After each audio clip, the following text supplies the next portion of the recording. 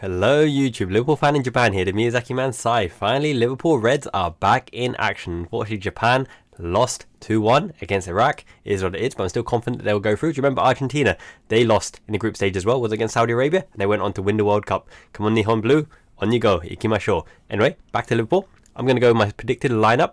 Now, this is not a team that you really want to face coming back from a long layoff. Now, if Bournemouth get the momentum, they're quite hard to stop. They're a momentum-based team. Once they get their passing rhythm going, Solanke causing hassle with his direct movement, diagonal runs up front as well. However, interesting fact to note, Liverpool, I think, played Bournemouth the last 9 times, right?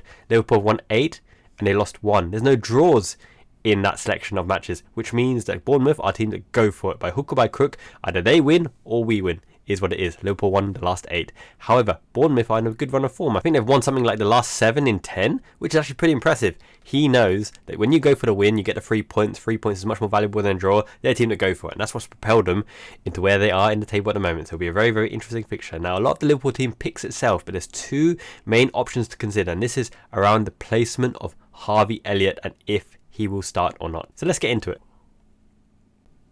Now, I think Bournemouth's team pretty much picks itself. Like Solanke, if he's overcome slight knock. Billing, I think Tyler Adams is back for them. Max Aarons is pretty decent at the fullback. Lewis Cook, solid in the middle. They are a respective mid-table team at the moment. They'll always cause a threat. Now, Liverpool historically started very, very slow coming on the back of a long extended break. I think it's been around 10 days, 11 days over here in Japan.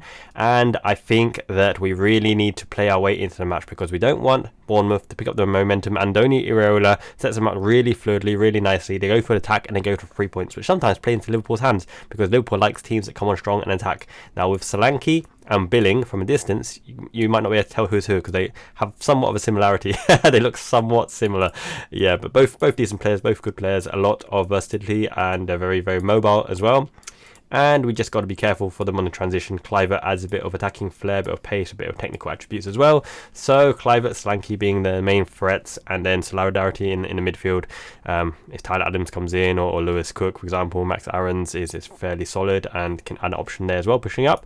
So what do we set up with? Well, obviously Alisson Becker in goal. That's a no-brainer. Best keeper in the world. Respect to Ali's name. Alisson goes straight in at right back. Now, the biggest credit you can play to Conor Bradley is the fact that even when Conor Bradley's name is on the team sheet, you feel secure, you feel satisfied. He's going to put in performance, and there's a lot of upside here because he's a youngster taking his opportunity in lieu of Trent and Gomez being repositioned in other places. I tell you what, the biggest credit you can put Bradley's name is the feeling that you have when he's on there, as opposed to someone like Ali Sissoko or Konchesky or Dagan.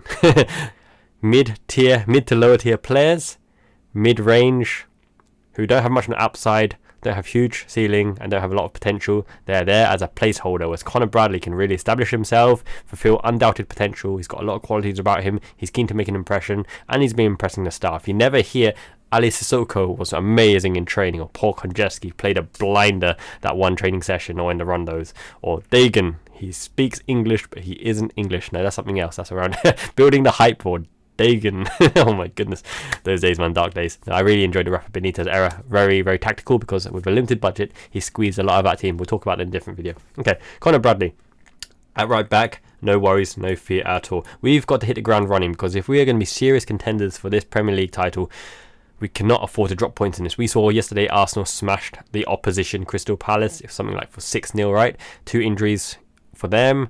Rice was injured as well, could have a big bearing on their season. Let's see how those injuries turn out. I think Rice had some muscle tightness, and Gabriel had a collision as well, collision injury. You never know how they're going to turn out. So let's see what happens on that front. But with Arsenal winning, building momentum and catching up to Liverpool after the extended break, and Man City obviously having a nice run of fixtures, and they're going to be creeping right up, only 2 points behind us after games in hand. So we've really got to hit the ground running, and this is a kind of fixture that we can't afford to drop points in. And unfortunately, they play a fairly attacking, fluid game, and there are opportunities there, but if they get on top, it's going to be very, very difficult to regain the momentum, especially away from home. However, we do have an overall better team, an overall better squad, an overall better lineup than they do, so we're hoping for good things. In that case, you go with your strongest lineup straight at the back. Let's not waste some time here. Let's go with Van Dijk, Konate, and Gomez, right? So solidarity, absolute tenacity in defending, front foot defending, especially from Konate, from Gomez. Agility, versatility, and Bradley is surprisingly effective going forward as well. Actually, I knew he was always good going forward, but he's been more effective than I thought. Straight away, you pin in McAllister here in the absence of Wataru Endo. Endo scored the consolation for Japan, great headed goal as well. But yes, unfortunately, we do not have Wataru Endo in this game, so it's going to be a lot of teamwork in the midfield to set the traps, to press as a team and regain possession, because McAllister isn't as good a tackler as Wataru Endo. However, he can play the ball through the lines, and this is going to be especially prominent because, for example, Lewis Cook and Tyler Adams and the midfield play really solid. They are good all-round solid players. Probably like the James Ward-Prowse without the technical attributes. It's slightly harsh, but yeah, James Ward-Prowse is actually a technical marvel. He's just a solid midfielder all around. Okay, so we'll abandon the fact that this says left midfielder and midfielder here. Szoboszlai is not back yet. I don't think we have any of the returning boys. Bajcetic, Thiago, Szoboszlai isn't here as well. Pretty much Curtis Jones has to get into this lineup, this fixture. So Jones straight away, which gives us the options to progress the ball and have different triangles within the pitch, because Jones likes to roam. Jones and McAllister can invert and swap positions as well. And the main question is, does Harvey Elliott start? Will Harvey Elliott start? Now, the two places for Harvey Elliott are right-sided 8, which he predominantly played in his opening season with Liverpool, very, very on form until the nasty injury, or right wing as your Mo Salah replacement, like-for-like left-footed. Now, he's not as direct as Mo Salah, slightly trickier than Mo Salah. His delivery is pretty decent. He can cut inside. His shot is pretty decent as well. And he's got game intelligence and he does the right things. It gives us balance, okay? If you're playing inverted wingers like Lucho Diaz and Harvey Elliott, it gives us balance. If Elliott plays on the right wing, it means Gravenberch is here by default. Now, Gravenberch has been hot and cold at the moment. He doesn't offer as much in the press and off the ball and in the transitions. However, he is that wild card, the unknown factor, the ability to break the lines with progressive run. Now, in this midfield, Jones can dart and dribble, and Klopp has alluded to the fact that Jones should be doing that more often, finding the right opportunity to drive, carry the ball and finish with aplomb, because in the youth leagues he has been doing that. He really wanted to get the goals and assists and make a name for himself, but recently he's a kind of Wijnaldum replacement, steady Eddie, get the ball, receive the ball, play the ball, move, pass and move, Liverpool groove. Very good, because he was guilty of holding on to the ball too long. So he's got to pick his time and place to dribble, but he can push forwards. However, Gravenberch is more of a powerhouse in pushing forwards, and ultimately depends as well what the triangle is. If Gravenberch is here and Bradley is here, you've got two pushing forward, then you can argue that it's slightly unbalanced. Konate will have a big job to do, and McAllister will have to lean more to the right hand side. So in that regard, will Elliott play right-sided 8, or will it be Gravenberch? You've only realistically got two options to play in that position, whereas in the front line you've got your whole roster. You've got Nunez, Jota, Gakpo, Lucho Diaz. Okay, so a lot more variation options there. No natural right wing of that bunch, but they could all do a role. They could all do a job. Now, this is what it looks like with Gravenberch in here. If Gravenberch goes in here, okay, I think for balance and for the pressing and for the tracking back and for the work rate, got pretty decent options here. Lucho Diaz and Nunez can both work back and hassle and harass, but I think this is one where coming back from an international break and you want to press them and pen them in and really go for the throat, and with a high expected goal chance creation Nunez, his existence on the pitch allows for, we're going to need that, because without Mo Salah, our most clinical statistical machine, we're going to need the high goal expectancy, and Nunez provides that option. And with Jones and McAllister being able to pass the ball through the line into him and Gravenberch driving in, hopefully exposing space for him, I think this is a game for Nunez as opposed to Gakpo. Naturally, Lucho Diaz stretches the game, right? We haven't really got that technical running, dribbling machine and out winger in the absence of Salah, who will always take two people out of the game, centre back, left-sided centre back and left back, as well as potentially left-sided 8 or defensive midfielder.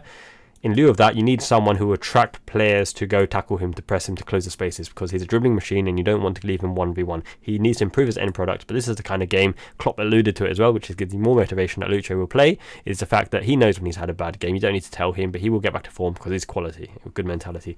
So, leaves a right winger. Now, it'd be really harsh to leave Harvey Elliott out, considering that Mo Salah in African Cup of Nations, but it's not about sentimentality, it's about winning the game. Does Jota start? He's the most clinical player. You leave him on the pitch, he always has a good chance to get a goal. If he has a shot, he has a good chance to get a goal, and they get into right positions as well.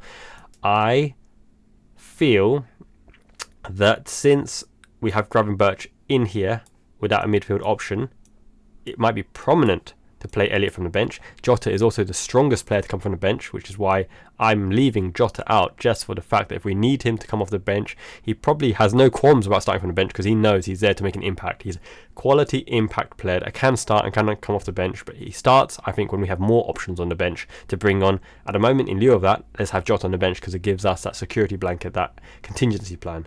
I would start Harvey Elliott for the kind of Mo Salah effect, coming on from the right hand side, cutting in and giving us options, because Bradley does like to roam around the outside. I think very, very often you're going to find Bradley bombing forward, Konate covering. Now Bradley doesn't stay in the kind of playmaking role because he's kind of athlete, which means you've got two players here which form the kind of athletic basis of it. In this regard, if Bradley's strategy is to bomb forward, I think this changes. I think Jones starts on the right hand side and Graham Birch on the left hand side, where he naturally progresses, because Gomez is able to hold the line and form that back three with this side. Okay, naturally McAllister and Jones will have this sort of shape to allow Bradley to bomb up and down the line, and Graham Birch will operate here, short passes with Diaz, with Gomez, because Gomez traditionally on the left hand side is not a bomb forward and whipping in, he has to cut back inside. But why would you need him to cut inside when Luis Diaz likes to cut inside? So it'll be the interchanging between Graham Birch and Luis Diaz, with Gomez covering in this sort of formation here. This sort of pattern here is what I expect the game to evolve to, giving Gravenberch a kind of free roaming role. If Lucho Diaz cuts inside, then Gravenberch will be the out wide option. Alternatively, Nunez can provide the outside option. Lucho Diaz can work his magic in and around here, and Gravenberch can be the dummy runner going into the spaces in behind as well.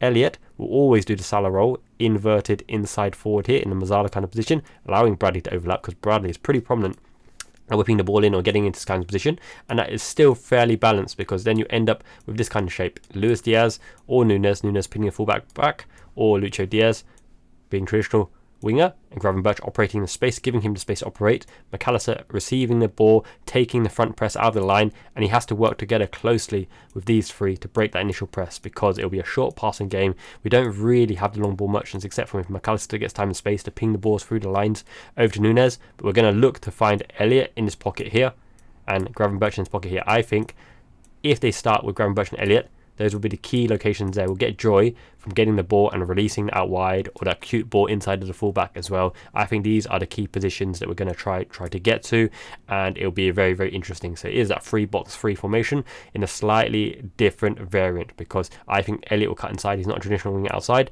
We can pen them back with Nunez on the wing. Lucho Diaz will always cause havoc, and Gravenberch, if he plays, is much more effective here than in the holding position, which naturally leaves these two as the roaming receivers who will progress the ball for us. Gomez, I don't think, will burst forward as much, because that responsibility will be given to Bradley, and it's also a confidence booster that he can play his natural game, because you don't want to be holding him back and restricting him. Let him do his thing, which allows the team to play more naturally. When a youngster comes into the team, they need to be allowed to play their game, whereas the more senior players have to be responsible and disciplined and hold the line. Now, I'm not saying he's not irresponsible, but it just makes sense, because Konate is an absolute man mountain and he can defend it. In absence of man mountain Endo, big responsibility on the senior players to get the ball into position, to play game, to play ball, to play football.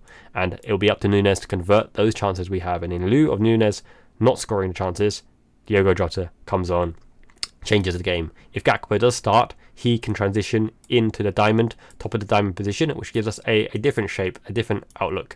Okay, so let's move these boys back into position. Let's get rid of these circles for now. I could have just moved Luis Diaz over, but here we go. We could start in this lineup, because Lucho Diaz is effective at pinning back the fullback no matter which side he's on. And this is a slightly different look, because what it allows us to do is hit Nunez over the top, hit Nunez in and behind, and he's a threat. He's a direct threat with Gakpo joining the top of the diamond. And you can find this sort of position where Gomez will be allowed to push forward, as will Bradley. Christmas tree formation, Milan are very, very prominent at this kind of game, which allows your long shooters and your triple number 10s in and behind them as well, because these roaming will be an absolute nightmare to deal with, and especially if we can pin Nunez against their fullback, because what happens if we overload on the right hand side and the ball gets spread out into Nunez, it gives him time and space to take this guy on 1v1, because in terms of physical attributes and beast, you can't stop him going down the line, and you can't stop him coming in as well. He's an absolute monster, and with the roaming movement of Luis Diaz charging in with Gakpo, this is the one occasion where the left hand side is probably the more prominent avenue to isolate your fullbacks. Arsenal do this a lot with Martinelli, and as do Manchester United with Rashford. You get into position, you overload the right hand side, switch the ball over to the left and pin Rashford or Martinelli against a right-sided fullback, and then you overload the back post with your right-sided players or your out-of-the-box shooters, and you press and you pin the game in, and you have a chance to score this way. In this regard, even Jota can do the Luis Diaz role there, but I really fancy Jota off the bench because he's so effective off the bench, and I don't think he complains, and he understands the value of a game breaker off the bench, which is why I put him in those 4 game breakers that I mentioned, right? So it'll be very interesting to see what Klopp goes with. In this regard, Gravenberch and Elliott are slightly interchangeable because both can play just outside the box. Creative Gravenberch, a bit more physical, breaking through. Harvey Elliott, a bit more cute with those tight controls and tight passes through the lines and squeezing in as well. Both fairly prominent on the board in and around the penalty area, but the real strategy is getting Nunez in and around there, or getting Gakpo and Gravenberch to progress through the 8 position, driving and breaking the press with the runs as well. Lucho Diaz, I think it will be essential for his hard work, his pressing, and to break the lines with his running as a menace. When you play Nunez and Diaz, you're looking for direct, penetrative dribbles and off the ball movement, and they are very good at sliding in as well, sliding in to get that one chance. Now Salah isn't here for his connection with Nunez, and that's a big miss because Salah and Nunez connect better than anyone else in this team, right? However, in absence of Endo and Mo Salah and obviously all other players like Trent, I think we still have weapons here, solid weapons, and the name on the pitch to really make the effect. So I'm going officially with Liverpool 3-1 win. I think it could be 2-1. It could be a tight 2-1 win, but I think we still have enough firepower. And if we get the first goal, I think it'll be 3-1. If Bournemouth get the first goal, it'll be a very tight affair. We'll get to 1-1, and then whoever nick it with a 2-1. I still fancy Liverpool because of the firepower. But Dom Solanke, he's doing very good this season. He's a well-rounded striker. I think he scored 1 goal late in his season with Liverpool, and that was his final goal, and we released him at the right time for the right fee. He's had the chance to develop, but I don't think Solanke gets the most joy out of this stubborn, stoic defence. Now, they might get some joy in and around McAllister, in these pockets, in and around McAllister. Slight vulnerability there, but you confidently say that if you want any player to dive in front foot defending to plug those gaps, Konate and Gomez are it, with Van Dijk behind them. Bradley is a solid defender as well, and Gomez can cover the channels as can Bradley and can Konate. So it's up to the team to defend McAllister in this position. It's not all on McAllister, and allow him to do his thing, break the lines with passing, intelligent movement, receiving the ball as well. If Gravenberch does start, he needs to start making an impact and really putting his presence on the game as well. If Gakpo does start, you know what he's good at. He's good at receiving the ball, turning the ball, driving the ball. Got a good shot off both feet. Not as cute as some of the players, but physicality, very hard to knock off the ball. And Lucho Diaz needs to be able to beat the man consistently. So this is something I really want to see from him. Taking on the man, beating the man, and Nunez will always cause havoc just for his existence. So officially 3-1. Hope for Liverpool win. It's a late kickoff for me, 1:30. I'll try and watch it as well. It'll be interesting to hear your guys' thoughts on the matchup as well, and what chance you give Bournemouth, what they're looking to do, and what Liverpool should do as well. What formation, what personnel, what the tactics Senor Klopp will play. Thank you very much for watching this preview of the match. Make sure you subscribe if you haven't subscribed already. I'm very keen on the analysis, tactical interactions as well. Like this video to get it seen as well, buried in the algorithm otherwise, really helping the channel grow. Thank you so much. Blasted all expectations already. We're well over 1,000 subscribers, on to 2,000. Not 100% sure why, but the 3 signings to complete Jurgen Klopp's Liverpool squad, the last video, did somewhat get buried in the algorithm, even though it's performing well in terms of likes and interactions. But yeah, I'm going to link it here, so check it out if you haven't seen it already. I think that's a good one to complete Liverpool's squad. 3 signings going straight into the squad. I would even forego the upcoming next January transfer window and summer transfer window if we get these 3 signings in. Do make sure you check it out, interact as well. Until next time, guys.